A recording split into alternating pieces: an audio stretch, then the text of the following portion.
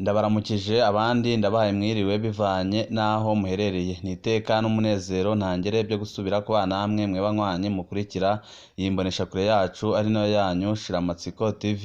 Imboneshakure imwe rudende dushikiriza inkuru n'ibiganiro utaronka ahandi. Uyu ni umwanya w'amakuru agezweko ari kuvugwa ngaha mu gihugu c'u Burundi. Hari amakuru ahambaye ariko anateye ubwoba ahejeje kudushikira avuga ko umuhari wa Red Tabara wamaze gutera mu kibira aho abanyagihugu batekewe n'ubwoba ku buryo babona ko ibintu bishobora kuba bibi umwanya n'umwanya. Hari amakuru menshi atandukanye tugira ngo tubashikirize kuno mboneshakure imwe rudende dushikiriza inkuru n'ibiganiro utaronka ahandi. Wecu usabwa nta kindi, niba wifuza kuzajya bo mu mbere bashikirwa n'inkuru n'ibiganiro bene nk'ibi ducisha kuno mboneshakure, ico usabwa nta kindi, niba utaravyonda kuri sabone vyondaho kugira ngo ko dushijeho amakuru n'ibiganiro bene nk'ibi uje uba wa mbere mu gushikirwa navyo. Mbere yuko tubabwira iyo nkuru y'umubabaro iriko iravugwa ngaha mw'ishamba rya Kibira aho abaroberi bamaze gutera Uburundi, reka tubanze tubabwire kuri ano makuru nayo atandukanye ariko aravugwa cane ngaha mu gihugu c'u Burundi. Mu ntara ya Muyinga ibarabara ntirihengeshwa kuba indaro y'abana. Kuva muri Kigarama 2022 haribonekeza ku mugwa mukuru w'intara ya Muyinga buraruko bushira buseruko abana bo mw'ibarabara biyongera ku munsi ku munsi. Abenshi muri abo bana bava mu makomine yo muri iyo ntara. Nibivugwa n'abaharanira agateka kazina muntu. Abajejwe intwaro muri ako karere birabagora gutorera umuti ico kibazo. Kubw'amasoko mu by'intwaro, imvo zituma abo bana biyongera mw'ibarabara ni nyinshi cane. Ubukene mu miryango niyo mvo ya mbere, ibindi biza mu nyuma ariko bikaba bikomeye. Ni nk'akarorero guharika mu miryango. Abana bavuka ku bakenyezi bidandaza hamwe n'abanyeshuri b'imfuvyi baheba amashuri biturutse ku kubura ababafasha kuriha amashuri. Niko amasoko yacu agaragaza, akabona ko ariyo mvo ituma abana biyongera mw'ibarabara. Barara mu mufurege bashonje kandi bari mu mbeho. Banywa ibiyayaramutwe bakiri bato kandi ntibatinya kubifatira ku mugaragaro.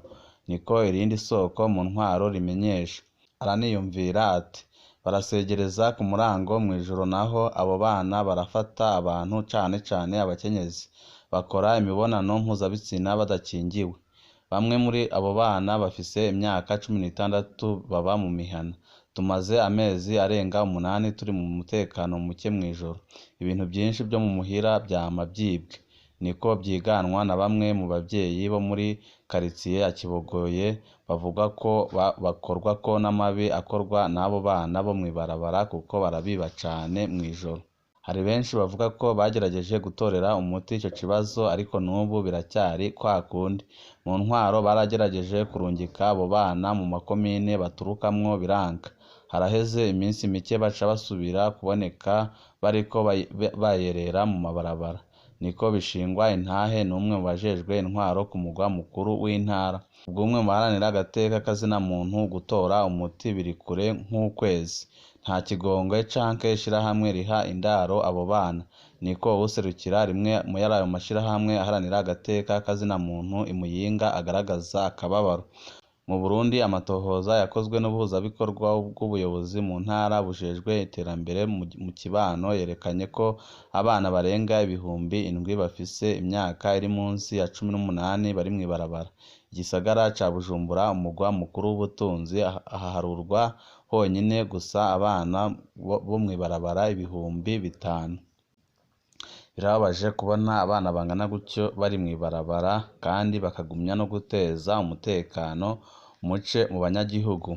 Amakuru yacu tuyabandanirize kuri no nkuru nayo iri kuvugwa ngaha mu gisagara ca Bujumbura aho Gasenyi basaba ko botunganirizwa ku bijanye n'umuzibuki. Imiryango irenga 280 ifitiye amatongo mu buringanire bwa hegitari 160 yubatswemo ikirimba c'umukuru w'igihugu Ntare House babazwa no kubona bamaze ikiringo ca baba umwaka batanze impapuro ndangatongo kugira ngo bahabwe umuzibukiro ariko batarawuhabwa. Abo banyagihugu bavuga ko ata migambi y'iterambere bakora nk'uko bisabwa n'umukuru w'igihugu kuko ata kintu na kimwe bemerewe gukorera muri ayo matongo.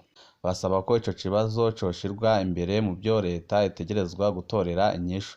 Ni mu gihe bavuga ko ubukene bubarembeje kandi hari abo amazu yasambutse bigatuma bama ku musego kubera ingwara, bakabona ko igihe imvura yagwa ari nyinshi bataratunganirizwa bizaba ari ibibazo bikomeye cane.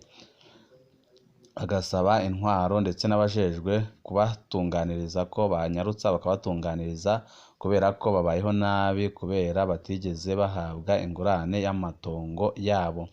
Amakuru yacu tuyabandanirize mu ntara ya Ngozi aho itiki yo kwiyunguruza yadugijwe kubera ubukene bw'igitoro. Ikiringo ca baba ukwezi kigiye kurangira ata bitoro biboneka mu ntara ya Ngozi. Abakeneye ico gitoro yaba ca essence canke co mu bwoko bwa essence bavuga ko imirimo itandukanye isa n'iyahagaze kuko kw'isoko y'amagendo igikinju c'iritiro imwe n'inusu kigurishwa hagati y'amafaranga ibihumbi 15 n'ibihumbi 20. Ingaruka mbi z'uko kubura ibitoro zikaba zimaze kwibonekeza cane cane kw'iduzwa ry'itiki yo kwiyunguruza uva Ingozi ukaja mu yindi mihingo y'igihugu. Ahatandukanye amahera yo kwiyunguruza akaba yagwijwe na kabiri, abunguruza abantu bakavuga ko baduza amahera kubera igitoro bagikura mu zindi ntara bikabatwara uburyo butari buke canke bakagikura kw'isoko y'amagendo kizimvye cane. Abiyunguruza n'abunguruza abantu mu byuma bitandukanye mu ntara ya Ngozi basaba Regideso kubaronsa igitoro muri iyi ntara. Amakuru yacu tabandanirize kuri ino nkuru iriko cane mu ntara ya Gitega aho umugabo w'abana 4 n'umukenyezi w'umupfakazi w'abana 6 bo ku mutumba Mirama komine Bugendana intara ya Gitega bahanishijwe kuri uyu wa 23 ukwezi kwa gatandatu umwaka wa 2023 ihadabu ry'amafaranga ibihumbi 10 by'amafaranga y'abarundi umwe bagirizwa kurenga ibigo n'ubushurashuzi. Amakuru ava kuri uyu mutumba avuga ko abo bantu haciye igihe bari muri iyo ngendo umupfasoni w'uyu mushingantahe co kimwe n'abana 4 ngo ntibagira ico bavuga kuko uwo mugabo utwo aronse twose ajana kuwo muhabara wiwe. Umwe mu bajejwe intwaro kuri uyu mutumba yatumenyesheje ko haciye igihe bahanura bikanga. Mbega hoba hisunzwe itegeko rihe mu kubaca iryo hadabu? Mu ntwaro muri komine Bugendana bavuga ko iryo hadabu ritegekanijwe mu itegeko ryo kuwa 22 ukwezi kwa Nyakanga 2016 rijanye no guhana amabi afatiye ku gitsina mu ngingo yaryo ya 41. Iryo tegeko rikaba rihana abarenga ibigo ndetse n'abakora ubushurashuzi. Nk'uko twari twababwiye mu ntango z'aya makuru ko abaroberi ba Reditabara bateye mu Burundi, reka tubabwire uko ibintu byifashe ngaha mu ntara ya Bubanza ndetse na Cibitoki. Ubwoba ni bwinshi nyuma y'uko abantu bitwaje bigwanisho binjiye mu kibira. Abanyagihugu baba ku nkengera y'ishamba kama rya Kibira baratekewe n'ubwoba. Abantu bitwaje bigwanisho bavuye muri Repubulika Iharanira Intwaro Rusange ya Kongo bari mu kibira. Ku bwabo bakabona ko ari ibintu biteye ubwoba cane. Kubw'intahe zegeranijwe aho nyine abo bagwanyi baciye igihanga Mpanda mu Kizinya n'Musigati bajabutse uruzi Mpanda. Ubwa mbere abanyagihugu b'i Buganda na Rugombo ku rubibi rwa Kongo bavuga ko babonye abantu bitwaje bigwanisho bajabuka Rusizi. Ku bwabo n'abaroberi ba Reditabara umurwi witwaje bigwanisho w'u Burundi ucumbitse muri Kongo. Mu Musigati abanyagihugu baratabaje abajejwe intwaro. Abapolisi n'abasirikare baragiye muri iryo shamba cimeza ariko bavuze ko ataco babonye kidasanzwe. Bagarutse abanyagihugu barashimangiye bavuga ko hibonekeza abantu bitwaje ibigwanisho. Kuva ico gihe ibirindiro bya gisirikare n'abapolisi byarashizwe muri ako gace. Uburuhuko bwasabwa n'abapolisi bwarahagaritswe. Uko byari bisanzwe igisirikare nico gihabwa ibyo bikorwa.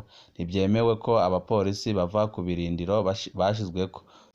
Abanyagihugu bari mu ruhagarara babona ko ibyo ngibyo byaba ari byo ariko leta ikaba idashaka kubivuga, bagasaba leta ko yagira ico ikora kugira ngo ibarindire umutekano. imbonerakure abanywanyi b'umuhari w'urwaruka rwa CNDD-FDD nabo nyine barageranijwe kugira ngo baje gufasha abo bajejwe umutekano, niko byemezwa n'ababibonye. Kuva muri 2015 abantu bitwaje ibigwanisho bavuye muri Kongo baragerageza kwigarurira ikibira kuva muri komine Musigati, ibyo bikaba bitarigera bishoboka na rimwe, ariko abanyagihugu bakaba bafise ubwoba buhambaye bavuga ko kubera ukuntu umutekano wakajijwe ibintu bishobora kuba bikomeye mu ishamba cimeza rya Kibira, bakavuga ko leta ndetse n'abajejwe intwaro bagakwiye gukora ibishoboka byose bakarinda ubuzima bw'abanyagihugu, kuko muri kino gihe abanyagihugu batari bake begereye iryo shamba baratekewe n'ubwoba ku buryo buhambaye cane. Hari amakuru menshi atandukanye tuba turiko turabatohoreza bari kuvugwa irya nino ngaha mu gihugu c'u Burundi, tubashikiriza umwanya n'umwanya wipfuza kuzajya ba mu wa mbere bashikirwa n'inkuru n'ibiganiro ducisha kuri mboneshakure imwe rudende, dushikiriza inkuru n'ibiganiro utaronka ahandi. Wewe ico usabwa nta kindi, pyonda kuri sabone kugira ngo ko dushizeho amakuru n'ibiganiro bene nk'ibi ujye uba uwa mbere mu gushikirwa nabyo. Ibihe byiza nibyo ndabipfurije banywanyi bacu.